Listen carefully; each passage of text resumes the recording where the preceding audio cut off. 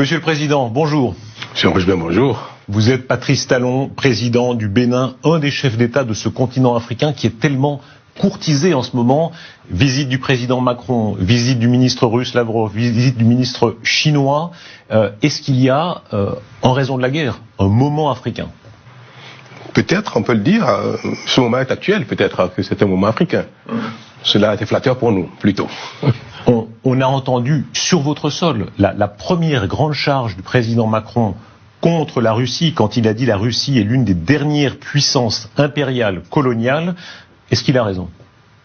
Je ne saurais le dire, c'est pas mon analyse des choses. Ce qui me préoccupe, qui préoccupe le Bénin, c'est la guerre en Ukraine.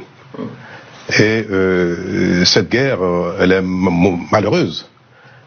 La Russie est un ami du Bénin de vieille date. Et malgré l'intervention de la Russie en Ukraine, la Russie demeure un ami du Bénin. Mais c'est pas parce que nous sommes des amis, des peuples amis, qu'il faut se garder de ne pas condamner ce que fait la Russie en Ukraine. Cela veut dire que vous le condamnez entièrement? Ah, tout à fait. Le Bénin condamne, parce que l'usage de la force n'est pas à promouvoir. Cela est dangereux, parce que si on banalise ce fait-là, où on exprime une neutralité, ce serait une façon de promouvoir l'usage de la force pour régler les conflits internationaux. Et cela est dangereux, notamment pour les pays du Sud, comme le Bénin, et encore davantage pour les pays qui ont une force militaire faible ou qui n'ont pas de puissance militaire. Vous aviez des relations personnelles, y compris avec le président Poutine. Tout à fait. Est-ce qu'il a commis là une erreur personnelle? Je ne veux pas juger de l'opportunité de son intervention. Ah bah si, vous venez de dire que c'était entièrement condamnable. Non, l'usage de la force. Ah. Est-ce que la cause est juste? Est-ce que la cause est pertinente? C'est pas le débat. Donc, évitons de chercher si une cause, fût-elle juste, puisse justifier une intervention par l'armée dans la relation internationale. Il ne faut pas que la force soit le moyen de règlement des conflits, quelle que soit la pertinence de la cause. Comment est-ce que vous comprenez dans une partie des opinions africaines, en dépit de ce que vous dites, cette espèce de séduction qu'il y a toujours de la Russie? Mais toutes les grandes puissances, les grandes nations font de la séduction. Chacun veut étendre sa sphère d'influence. Toutes sont impériales. Je ne sais pas si le mot convient encore aujourd'hui, mais étendre sa sphère d'influence est tout à fait commun, aussi bien à la France, à la Russie, à la Chine, aux États-Unis, à l'Angleterre, à toutes les grandes puissances. Et les relations humaines sont d'ailleurs caractérisées par ce genre de volonté. Mais pardon, Monsieur le Président, on assiste quand même à des choses étonnantes. La France a consenti des sacrifices si considérables, par exemple pour lutter contre le djihadisme au Mali. On est en 2023, on se dit que le colonialisme c'est du passé, et on voit qu'encore aujourd'hui, dans une partie des opinions africaines, il y a une séduction de la Russie, même de Wagner. Comment est-ce que vous expliquez ça?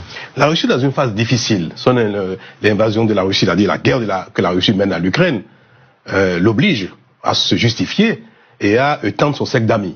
Donc c'est normal que dans cette phase actuelle, elle soit plus active en termes de séduction. Mais je continue de dire que tous les États et les responsables, les dirigeants des pays devraient s'abstenir de banaliser ou d'être neutres. Parce qu'on peut avoir un ami, et quand l'ami fait quelque chose qui est préjudiciable pour l'ensemble de l'humanité, il faut le dire, l'usage de la force n'est pas souhaitable. Parce que si ça devient une banalité, et tout le monde le fera, ce sera dangereux en tout cas pour les pays comme les nôtres. Sur notre antenne, le ministre des Armées, M. Lecornu, a dit que Wagner considère désormais la France comme ennemi numéro 1 et d'une certaine manière, il appelait à l'aide les Africains. Est-ce que vous êtes prêt à aider la France à lutter contre Wagner? Le Bénin n'a pas à aider un pays contre un autre. Nous ne pouvons pas être un allié de la France contre la Russie. C'est pas un pays là. On parle de Wagner, donc milice. Nous ne pouvons pas être non plus alliés de la Russie contre la France ou contre la Chine et consorts. Le Bénin n'a pas d'allié, ne peut être allié d'un pays contre un autre. Wagner vient dans un environnement où nous parlons de la guerre que la Russie mène en Ukraine. Donc l'environnement est assez pollué. Parce que le prestataire privé armé, parce que Wagner, si je comprends bien, c'est un prestataire privé armé. Mais la notion d'appel, c'est-à-dire le fait de faire appel à un prestataire privé militaire, elle n'est pas nouvelle, ce principe-là, cette notion. On a vu en Afghanistan qu'il y a eu des prestataires, sociétés de prestations de sécurité privées qui sont intervenus pour protéger des édifices et consorts. Vous pensez là des Américains? Tout à fait. Alors, donc, ce principe n'est pas condamnable. Quoique, l'idéal serait que tout ce qui est armé soit plutôt public, d'ordre public et non privé. Ceux qui vous entendront diront « Ah, le président Talon est en train de relativiser. Il est en train de dire, certes, il y a Wagner, mais il y avait aussi des sociétés privées américaines. » En effet, je relativise le principe même de l'intervention privée militaire. Mais quelle est la cause, quel est l'objectif, ou quelle est la mission qui est confiée à cette... C'est purement sécuritaire. Est-ce que c'est un danger pour vous? Est-ce que, selon vous, Wagner est un danger aujourd'hui en Afrique? Si la mission de Wagner est purement sécuritaire, au service d'un pays qui est en proie à l'insécurité, au djihadisme, et qui n'a pas les moyens humains, techniques, n'a pas les hommes qu'il faut aguerrir, entraîner qu'il faut, que ces pays-là fassent appel à un prestataire privé, sur le principe, c'est pas condamnable, pour moi. Mais pardon, Monsieur le Président, on vous sent très prudent. Vous comprenez j'ai pas l'habitude d'être prudent. Mais par contre... Pardon, je termine ma question. Pour les opinions occidentales, généralement, Wagner, c'est un groupe criminel majeur à abattre, voilà. Vous avez l'air si c'est le cas, oui. Vous avez l'air de dire que vous comprenez que certains gouvernements africains recourent à Wagner pour leur sécurité. Recours à un prestataire privé, armé. Maintenant, si le recours n'a pas d'autre objectif que le soutien pour une cause sécuritaire, alors là, c'est condamnable. Donc, si Wagner intervient dans ces pays, pas pour apporter une prestation purement sécuritaire et que ça doit servir un régime pour des exactions et consorts, cela est condamnable et est condamné. On sent... Il faut bien faire la différence entre les deux choses, oui. Est-ce que l'affaire libyenne pèse encore sur les esprits? Le fait que la chute de Kadhafi, à laquelle la France n'est pas étrangère, pour employer un euphémisme, est-ce que c'est encore présent dans les élites africaines et pas seulement? Les faits, la situation sécuritaire aujourd'hui en Afrique empêche qu'on nettoie le passé. L'Afrique est confrontée à un problème sécuritaire grave. Des armes circulent. Et on sait très bien que l'explosion de la Libye a été un facteur déterminant. Alors, la Libye a explosé à la suite de la chute de Kadhafi. Donc, dans le quotidien des Africains aujourd'hui, où on voit des armes circuler, des armes de guerre circuler librement et aisément au détriment de la paix et de la sécurité des uns des autres, comment on peut faire abstraction de ce que l'origine, l'un des facteurs déterminants de cette situation est la chute de l'explosion de la Libye, donc la chute de Kadhafi. Vous me disiez, pardon, il y a presque une idée de faute originelle dans leur point de vue. Ils se disent, voilà, la chute de Kadhafi a amené tant de problèmes et c'est la responsabilité des Occidentaux. Vous savez, la fin justifie les moyens. Ce qui se passe aujourd'hui peut être mis en balance avec ce que Kadhafi était, savoir si la chute d'un monsieur, malgré tout ce qu'on peut lui reprocher, et ce qui a donc entraîné l'explosion de la Libye, est-ce que, aujourd'hui, quand on voit ce qui se passe comme drame en Afrique, qu'est-ce qu'il fallait faire, qu'est-ce qu'il fallait pas faire? S'il fallait regarder dans une boule, dans un boule de cristal, s'il fallait jeter les oracles, on dirait, oh là là, si l'Afrique, si la zone doit être aussi insécure, il n'aurait pas fallu toucher à Kadhafi. En substance, beaucoup d'Africains pensent mieux valait Kadhafi que la situation présente. Vous savez, le monde va, heureusement, malheureusement, ici, avec les constances du jour pour déterminer l'action du jour. Si on devrait savoir l'avenir, combien de choses on ne ferait pas, et combien de choses on ferait. Et pourtant, le poids de l'histoire. On est ici, rue du Faubourg Saint-Honoré, 2 rues plus loin, à droite, il y avait le bureau de Jacques Foccart. Vous y êtes déjà allé, c'était le centre de l'Empire. Je n'ai pas eu le privilège d'aller dans un bureau. Est-ce que ce passif colonial pèse encore? Vous savez, les temps ont beaucoup changé, il faut l'avouer et il faut le reconnaître. Et il subsiste encore beaucoup de fantasmes entre les relations, au titre des relations entre l'Afrique et la France.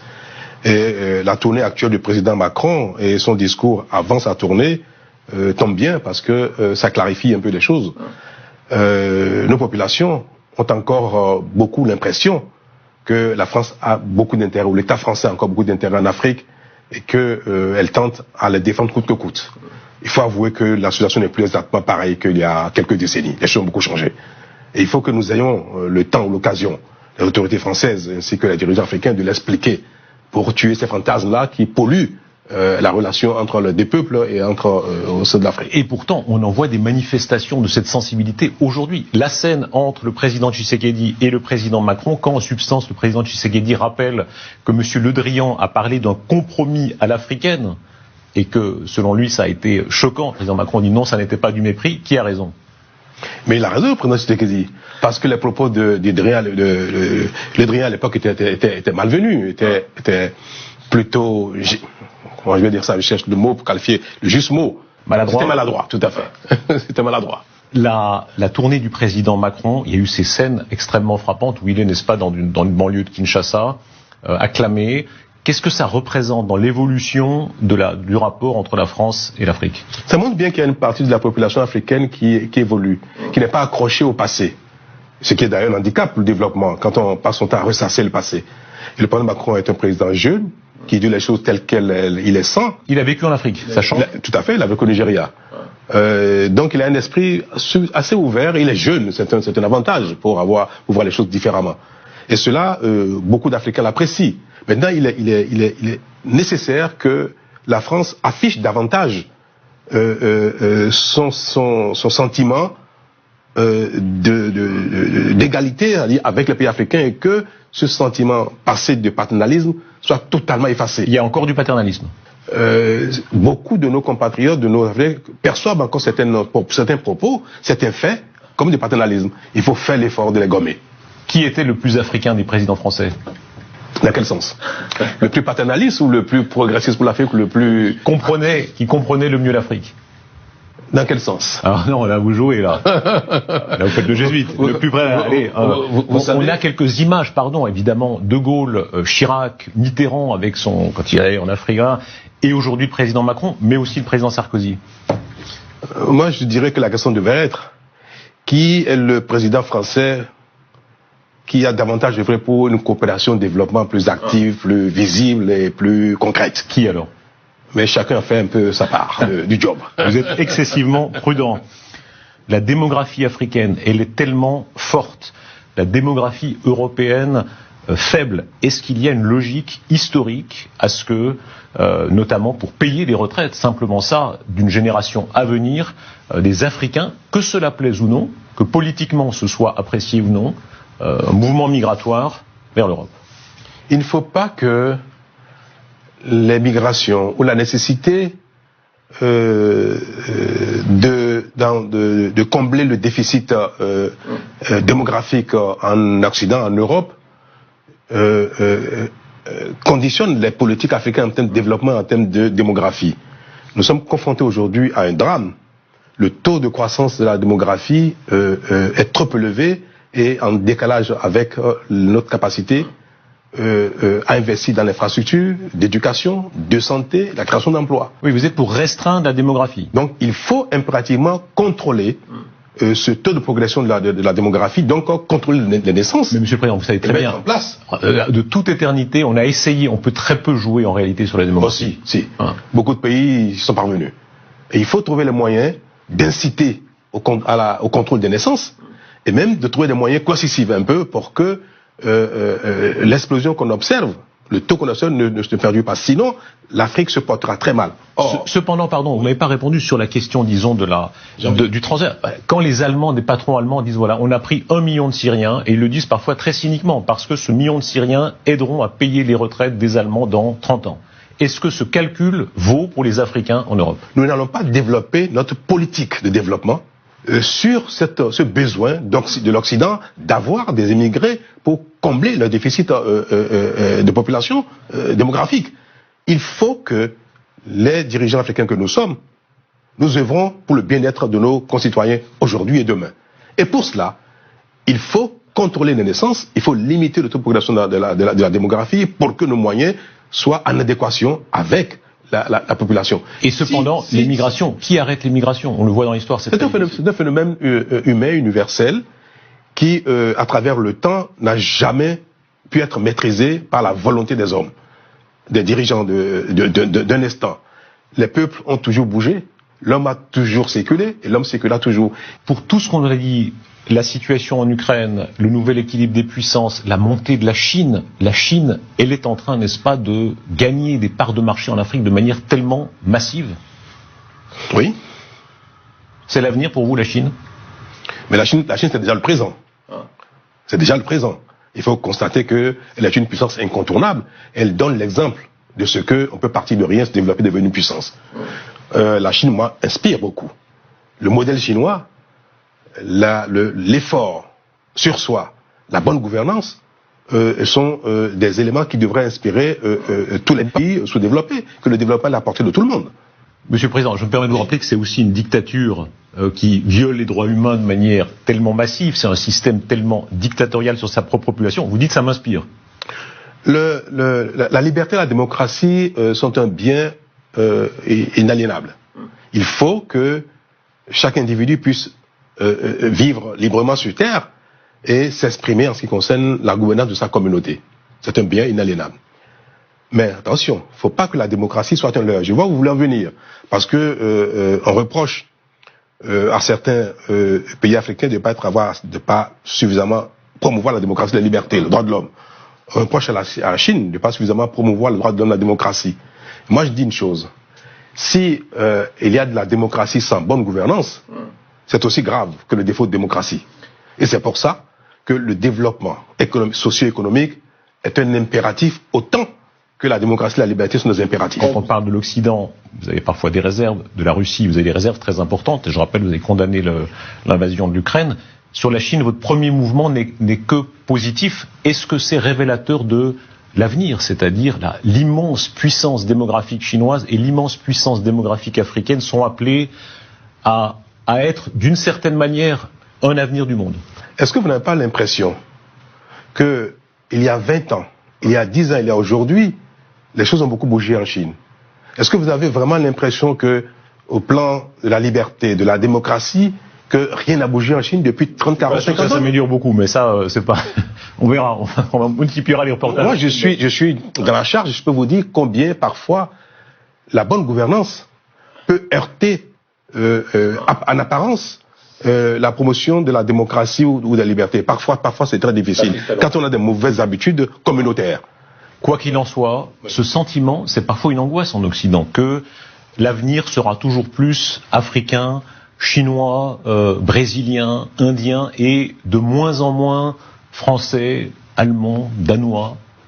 Est-ce que ça correspond pour vous à un sens de l'histoire qu'on s'en réjouisse ou non? Ben, tout à fait. Vous savez, moi, je n'aime pas focaliser l'événement du monde sur l'Afrique, parce que parfois c'est consolateur pour nous. Et c'est pas bien. Dire que l'avenir, c'est l'Afrique. Et alors, le présent. Il faut travailler pour que le présent soit agréable, qu'il y ait un bien-être, et que chacun joue sa part dans l'évolution du monde. Et personne ne peut prédire ce que sera l'humanité dans 1000 ans. Merci Patrice Talon. Merci beaucoup. Merci beaucoup.